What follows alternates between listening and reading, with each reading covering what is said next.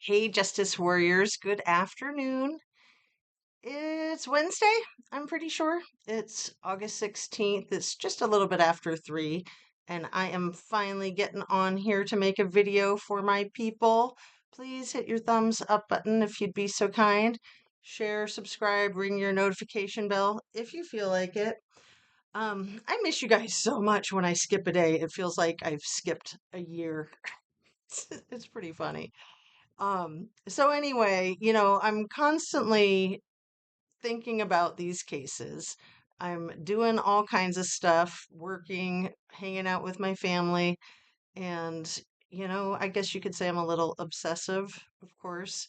But like I've shared with you guys, it's very personal to me, especially children that have been um, oh, taken out by a parent. That's very personal to me. So, although someone might say, like, well, why do you care about these cases so much? Why do you think about them so much?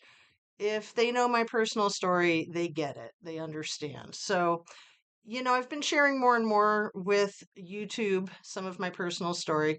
But it's the internet, folks. Everything you say can and will be used against you, right? So, I'm willing to share on a need to know basis. Everything's on a need to know basis. Um, and I don't want to overshare and I don't want to undershare. So I'm just kind of doing it as I go. And as you guys know, everything I say is simply my opinion, simply for the sake of conversation. I'm always hoping to open up a discussion and hoping I learn something. I try to make my videos educational, and they are all made specifically for YouTube, and that's an entertainment platform. So, thank you so much for being here and watching, and thank you for your comments. Um, you know, I also share in my bio that I've got first responders and all kinds of first responders, law enforcement, firefighters, EMT. Um, I'm a mental health professional.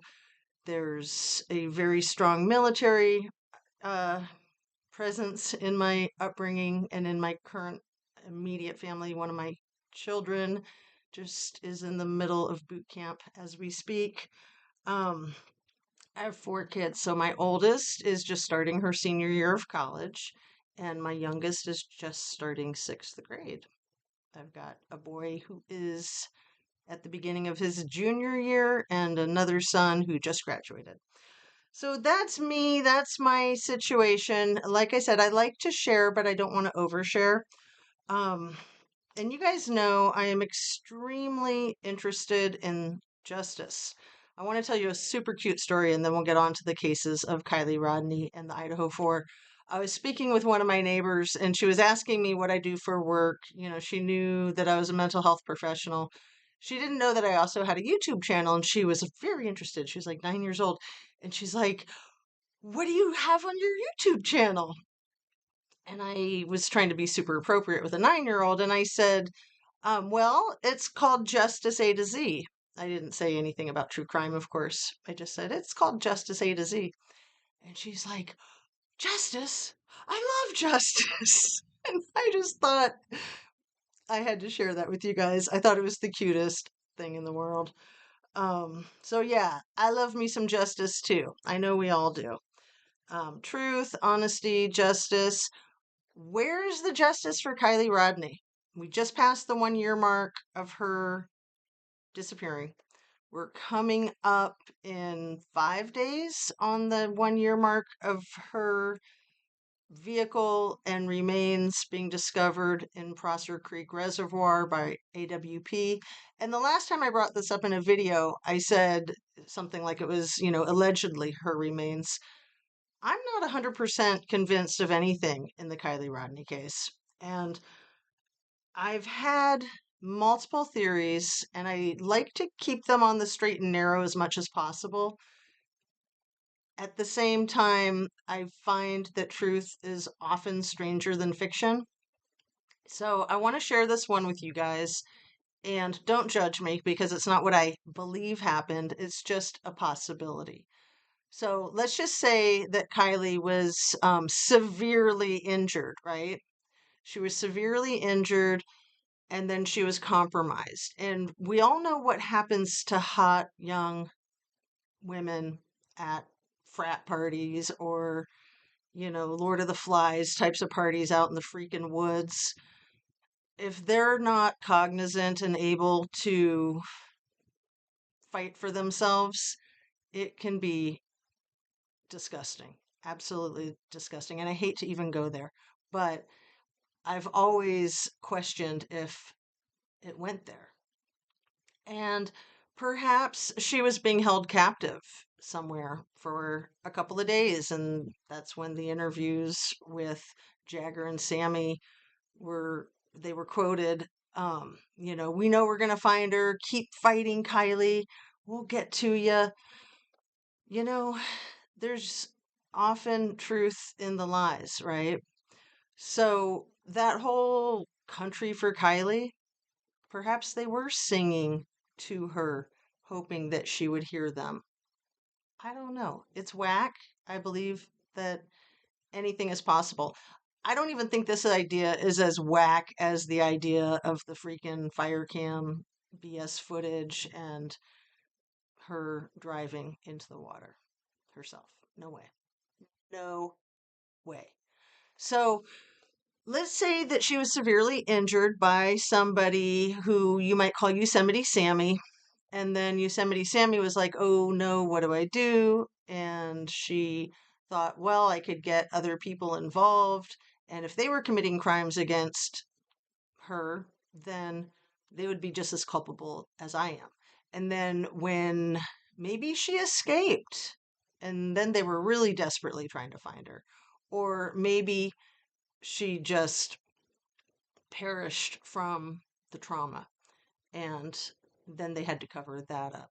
Or maybe she's out there somewhere across the world. Who knows? Maybe she was abducted. Maybe she escaped and then got abducted by other people.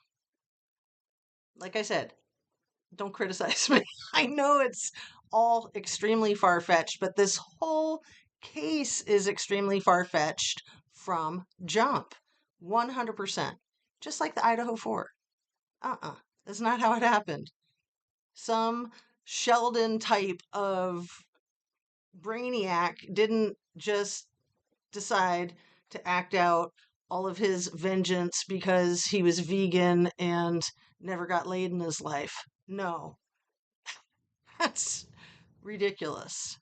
That's like, yes, there's probably retribution in both of these cases, but I don't think the retribution is where mass media is trying to pin it. And why is mass media so invested in Kylie having been in a single motor vehicle accident?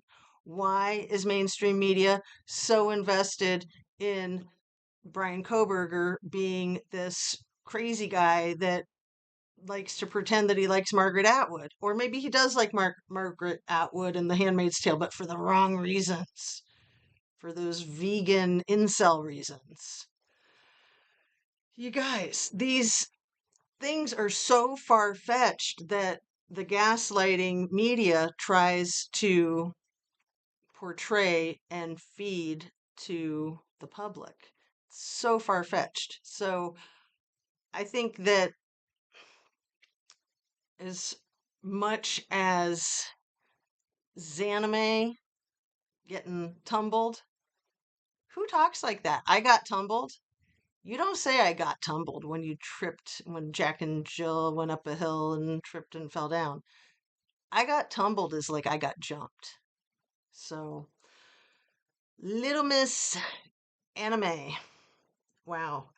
Um, so let's see. Dereliction of duty. In both of these cases, if the police are not doing their job, if they are looking the other way, turning a blind eye, if they are covering up, if they are in any way, shape, or form involved, any way, shape, or form, that's not just dereliction of duty. That's way above and beyond, and they need to be prosecuted as criminals. Yes, as criminals.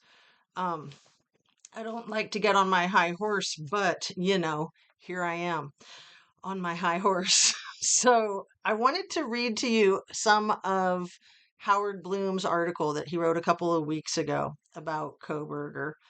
Um, so let me get into that. And as I'm reading it, I'm going to break it up with a little bit of my commentary. And let's see. He kind of wrote it like a fiction, right? So it's extremely interesting. This is part 4 of a 5-part series. So this was published on July 29th, 2023. It says total reading time 27 minutes, but I'm not going to read the whole thing. Um, and I'm just going to start right here. Fear commands Brian Koberger's defense team a relentless fear. The 3 lawyers, all paid by the state of Idaho to ensure the indignant suspect will be well represented, labor with the knowledge that their client's life is on the line. Koberger, a 28-year-old graduate student in criminology, is scheduled to stand trial beginning on October 2nd for the vicious murder of 4 University of Idaho college students: Madison Mogen, Kaylee Gonsalves, Xana Kernodle, Ethan Chapin, and Ethan Chapin. Last month, the prosecution announced with sober resolve that considering all the evidence currently known, the state felt compelled to seek the death penalty. And weeks later, the state legislature passed a law ensuring that in the aftermath of the seemingly inevitable guilty verdict, justice would not be deprived of its pound of flesh. If the requisite cocktail of chemicals for the lethal intravenous drip proved unavailable, the law decreed that a firing squad would be rounded up to get the deed done. So, pretty heavy duty. Um, to me, it's like a modern day lynch mob. I mean, it's not like a modern day lynch mob, it is a modern day lynch mob. So many people are so invested in saying this guy is guilty. He might be. I don't even like saying that. Just let due process run its course. Um, we don't know. I'd say, yeah, he looks guilty, but looks can be deceiving. And it's not up to us to decide. It's not up to the court of public opinion. It's certainly not up to the internet. Let's see. With the specter haunting Brian Koberger's world, his lawyers have been diligent. They have pounded the courtroom table with motions, a rat-a-tat of demands for discovery, objections to protective orders, even a curious request for the personnel files of 3 cops who played a role in helping to clamp the cuffs on Koberger. And I'm going to put the link to this article in my description. I got to read that last part of the sentence again. Even a curious request for personnel files of 3 of the cops who played a role in helping to clamp the cuffs on Koberger. I wouldn't call that such a curious request. I would call that an obvious request. Of course. You always want to know if these people have been trained, you guys. You can have a cop collecting evidence that hasn't been trained in collecting evidence. And there's a lot more to it than just putting things in baggies. A lot more to it. Um, it's a seemingly desperate strategy that has left the Moscow, Idaho authorities bemused. At least that is what I'm hearing, albeit in whispered confidences. I love that word, albeit. That's one of my favorite pet peeve words. It's always a in whispered confidences, quickly muttered in dark corners, the judge in case having issued a draconian gag order in the second floor detective shack of the Moscow Police Department building. The mood is, I'm told, haunting and confident. Haughty and confident. I like haunting and confident myself. Um, SODDI, some other dude did it, the cops taunt derisively. How many times have they heard that? And how did those cases work out? We got our man, they insist, and there's no way he's going to wiggle out of this. Yeah, I mean, if they're up to no good, they can't let things go sideways on this. It would be the end of multiple people's careers and the beginning of their prison terms. And let's see. Um, and the facts, as they're enumerated by law enforcement with Lee, sure seem to bolster this argument. For starters, and maybe for finishers too, there's the 51 terabytes of ostensibly confirming data the prosecution has handed over with sly relish to the defense. It includes, according to the court filings, thousands of pages of discovery, thousands of photographs, hundreds of hours of recordings, many gigabytes of electronic phone records, and social media data. And how big is 51 terabytes? Well, you might as well be counting the grains of sand on a beach. The mischievous bottom line is that it'll keep the already inundated defense busy for a while and then some. But if that's not sufficient to convince the Idaho prison warden to hurry up and get his order for the chemicals that give the execution hemlock its lethal bite, the local authorities insist they have more aces up their sleeve. For one persuasive item, there's the DNA on the button of the knife sheath found partially lying under Maddie Mogan, which matches Koberger's, according to the prosecution. For another, there's video of a white Hyundai Elantra similar to the suspects tearing away from the King Road murder scene in the gray pre-dawn November morning at approximately the time the murders occurred. It's going to have to be better than approximate, in my opinion, in my humble opinion. And for still another, there's the cell phone tower tracking data. Just before 3 a.m., as Koberger leaves his apartment on the night of the Red Rums, he apparently powers down. Then, at nearly 5 a.m., about an hour after the murders, his phone springs back to life just south of Moscow. In a cop's distrustful world, there are no accidents. This timeline is damned incriminating. And then there's the clincher. In fact, cop after cop promises me that it'll be the single unshakable reason Koberger will be sent by the state to his richly deserved death. Bill Thompson, the county prosecutor, you know, the guy who looks like Santa Claus.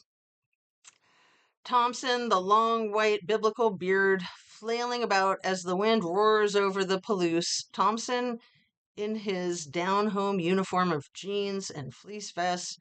Thompson, the wry musician who plays rock, folk, country, and even klezmer, his band, with the Gelfite Trout. Thompson, who had been in office for over 30 years. Thompson, who had famously done the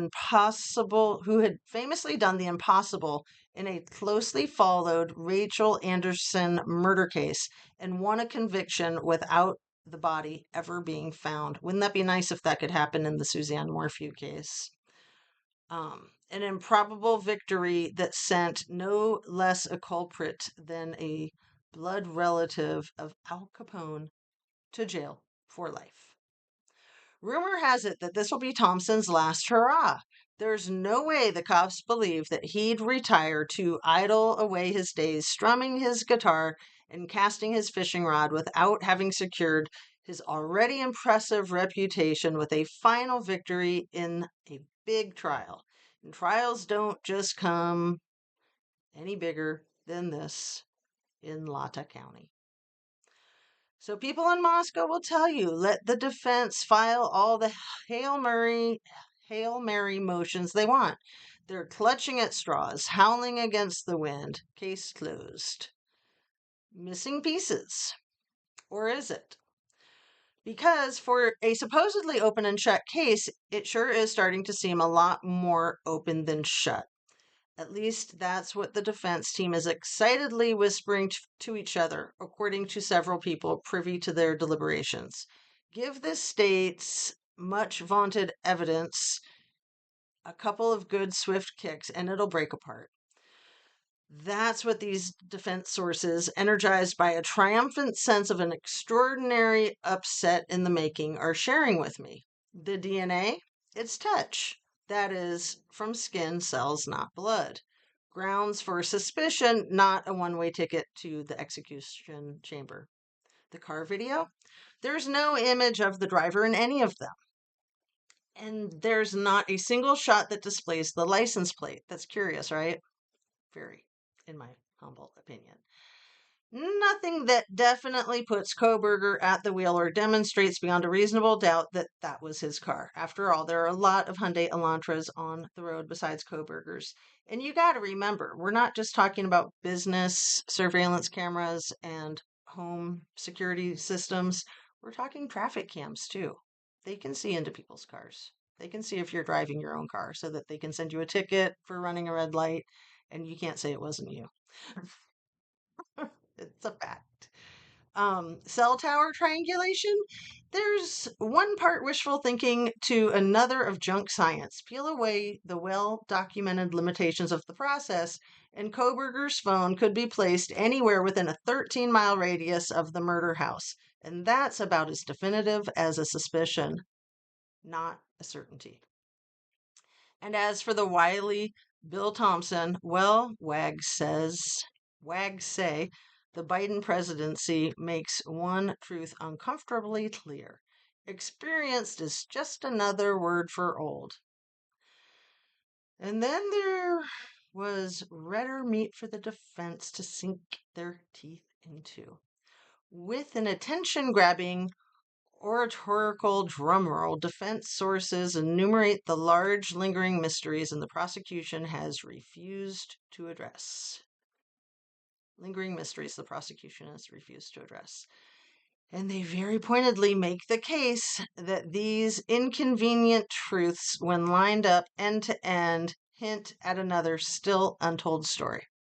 Consider the timeline for the murders. The prosecution asserts with a brutally effective 8 minutes from 4:02 to 4:10 a.m. Do the grim mathematics, and it works out to an efficient 2 minutes per victim. And each pair was hunkered down for the night on separate floors. Could a single assassin, a graduate student, get the job done with such disciplined professionalism? And then disappear into the night without leaving a single drop of his blood in the house, in his car, on his clothes, or in his apartment? The stunned cops arriving on the scene had described that what they encountered as a bloodbath. Is this lack of blood evidence testimony to the killer's fastidiousness or a prod to go down other ruminative paths? Did I say that word right? Or a prod to go down other ruminative paths? I'm not sure. I don't know that word. It's rumination. I know that word. I've never heard it used that way. Ruminative paths. And yes, I did read this before I've read it to you, but I didn't catch that.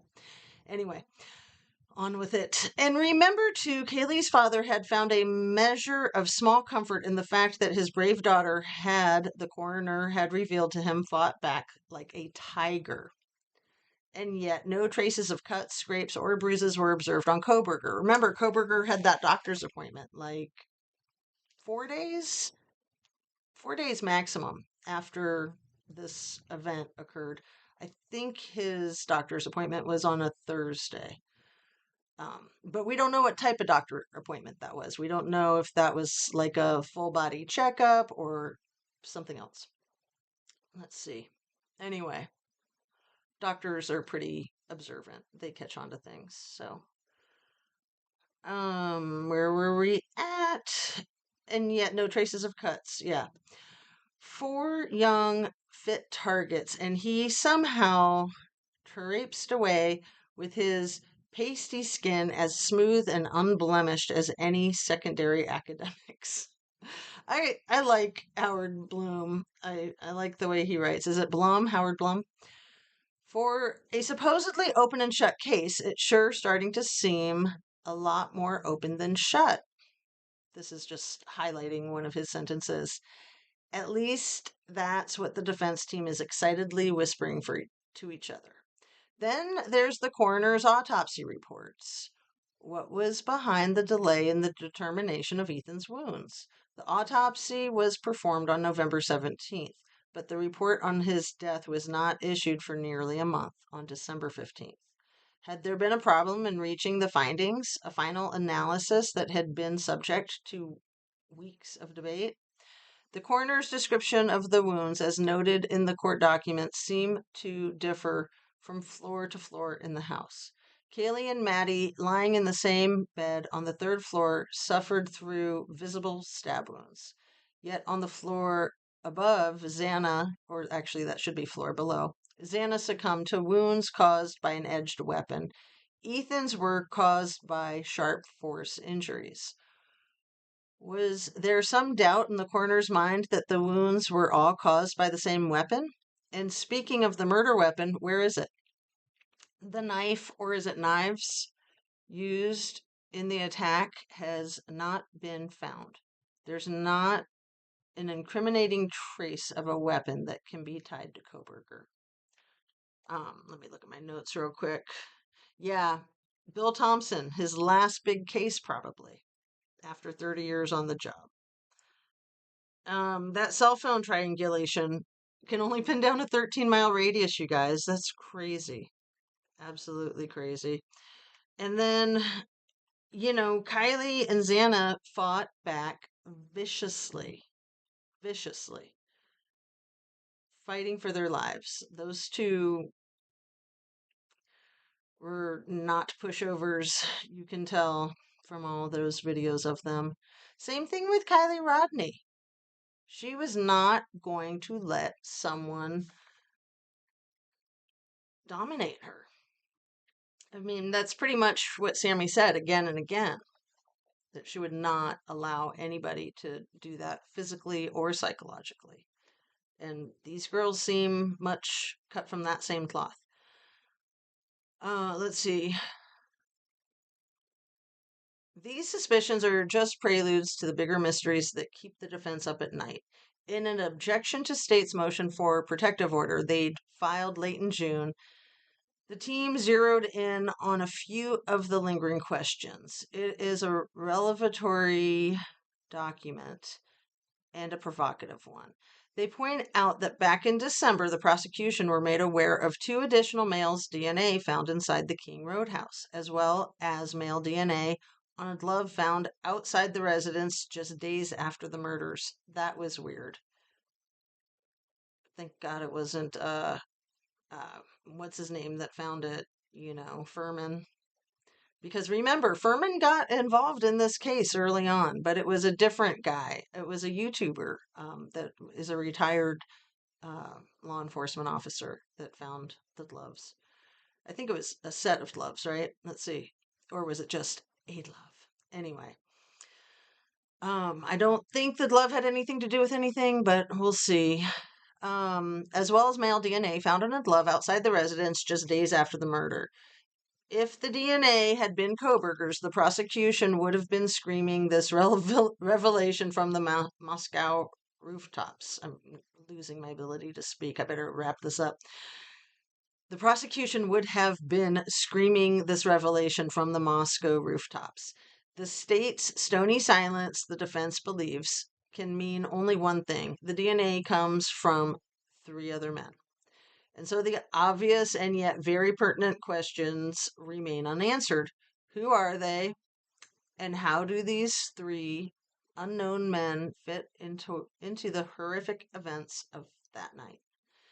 And there is still another ticking bomb in the court document. The motion drastically... Hold on, someone's trying to call me. No, go away. Sorry. There's still another ticking time bomb in the court document. The motion dramatically demolishes the tantalizing press reports that had been buzzing around the case for several months. Forget the stories about online direct messages between Koberger and one of the victims. Oh my God. Source says, forget the alleged run-in at a Main Street Moscow restaurant where 2 of the girls worked.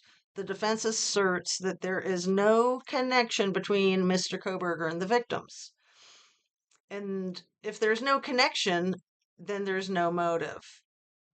And without a motive, the random brutal killings of 4 college students by a grad student from a nearby university sure is an enigma. Why?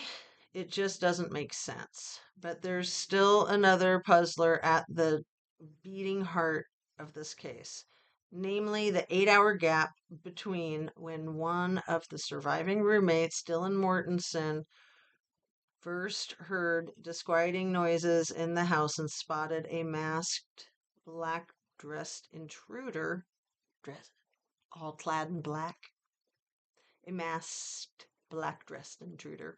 And when the police were finally summoned, 8 hours. There have been a lot of agile, emphatic explanations offered to explain away this remarkable delay, and none so far, the defense believes, have been satisfactory or have the ring of truth. I agree with that 100%. And what makes me even more suspicious is Chief Fry saying, yeah, well, sure, we would have liked them to called us more quickly, but they didn't, so, whatever. Whatevs. No, not having it. Meanwhile, these simmering doubts have only intensified now that the defense has been able to read the roommate's grand jury testimony. A person familiar with the grand jury findings that led to Koberger's indictment told me that the undisguised bafflement and frustration that Mortensen's testimony raised more questions than it answered. Then the defense, along with everyone else with access to the internet, watched a newly released video that showed a pickup truck leaving the neighborhood of the murder scene just minutes after the white Hyundai Elantra. Was this some neighbor heading off at a pre-dawn hour to his early morning job? A Romeo who didn't want to stay for breakfast? Or was it something else, a whole lot more significant? Perhaps it was another piece in the complex puzzle that, despite the state's confident assurances, has not yet been satisfactorily pieced together. Remember, they're trying to pull their storyline together. Okay, that was the police. Their verbiage. We're trying to pull the timeline together. So the defense has gone on the offensive. The accumulated doubts have worked to liberate them from poking holes in the prosecution's case. And with this freedom, they've begun to explore new narratives, alternative versions of what might have happened on that fateful night in November on King Road. And if Koberger wasn't the unaliver, or if he was an accomplice rather than the sole perp, then they realized they had to go back to what had been previously brushed over. They had to work their way to an explanation that made sense. And the farther they traveled, according to people familiar with what the defense team is exploring, the more the trail led inexorably to DRUGS. And I just think that's a no-brainer. Unfortunately, I've tried to take it out of the equation many, many times, but it don't work. The tentacles of the octopus. It was the heart-wrenching case of the young man who had died twice that drove the hunt.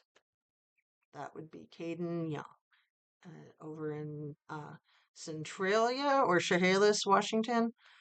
Went to the hospital in Seattle and then passed away the next day. And then Demetrius and Emma have been like completely absolved of all responsibility because technicality. Right. Okay. What does he have to say about it? But in truth, the defense's interest had been piqued long before by a jarring anomaly in the squeaky clean biographies of the 4 victims that were being churned out by the press. It had spilled onto the internet that 3 of the victims' parents, Kernodle's mom, Mogan's stepmom, and Mogan's dad, had been arrested on felony drug possession charges. And while to the uninitiated this might have been startling, this was old news to Ann Taylor, Koberger's lead legal aid attorney. She had been representing Kara Kernodle before she promptly jettisoned her case to Kara Kernodle's very public unhappiness when offered the bigger challenge of representing the man accused of murdering their children. Taylor shot back that she never met Kara Kernodle. Still, 4 victims and 3 parents with a history of drug arrests. What were the odds? Was it a strange coincidence? A sad commentary on contemporary American life? Or something more? In the end, it was another of many stray tidbits that the defense filed away and then promptly forgot. But then last March, a former University of Idaho frat president, a 22-year-old journalism major in his junior year, died not once but twice in a single night. And in the aftermath of his sad and needless demise, new avenues of speculation multiplied, spreading out in previously unexplored and surprising directions. It was spring break, and Caden Young was looking to score, and he succeeded only to pay with his life. That is a thumbnail history of the events as detailed in the initial news stories. However, the voluminous police reports,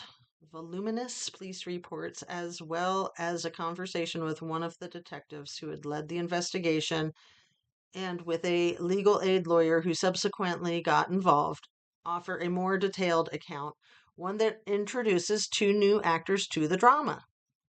They're a couple who quickly caught the defense team's rapt attention and continue to hold it like a magnet.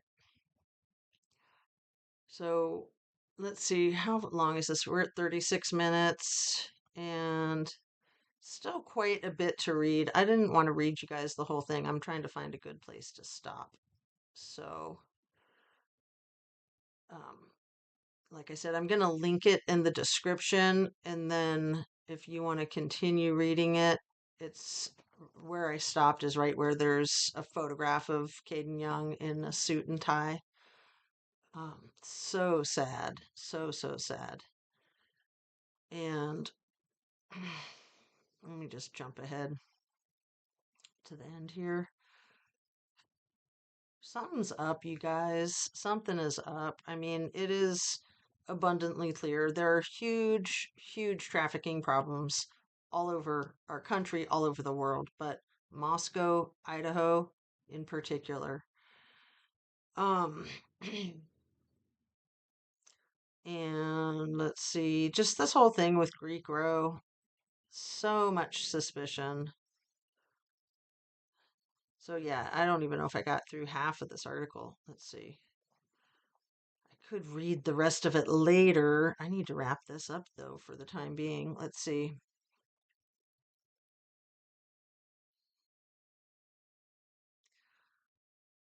And then you've got the coyotes on the doorsteps of the fraternities, and then you've got that dog Buddy. Like, even if those situations are not at all related to the massacre with the Idaho 4, those need to be investigated too. You can't just let people torture and do that, torture animals and do that, litter a city with dead animals. That's crazy. And if they're being left on the doorsteps of fraternities, you're going to have videotape surveillance of those people doing that. What's the deal here, you guys? There's so much strange activity going on in this case and in the Kylie Rodney case. So I'm going to wrap it up here. We're getting close to 40 minutes. I didn't expect to go on this long. I guess I hadn't realized. It said it would take 27 minutes to read the article. It lied. Or maybe I'm just a slow reader. I don't think I had that many interjections there.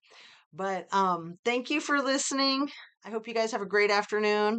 Put in the comments if you want me to read the rest of it. I'd be happy to. So we could pick up there maybe tomorrow.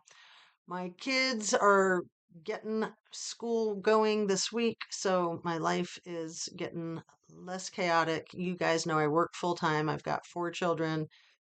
I do my YouTube, I garden, I do all kinds of physical activity. I'm just a little bit busy. I also make jewelry and I like to redesign my clothes too. That's a hobby you guys didn't know yet. But yes, I made um, kind of remade the earrings, Hollyashis. You guys have seen these before if you've been watching my videos. And then the necklace, this one I made, this one I just kind of assembled. But anyway, I always say you guys aren't here to check out my jewelry. I know that. And I don't like to take up your time.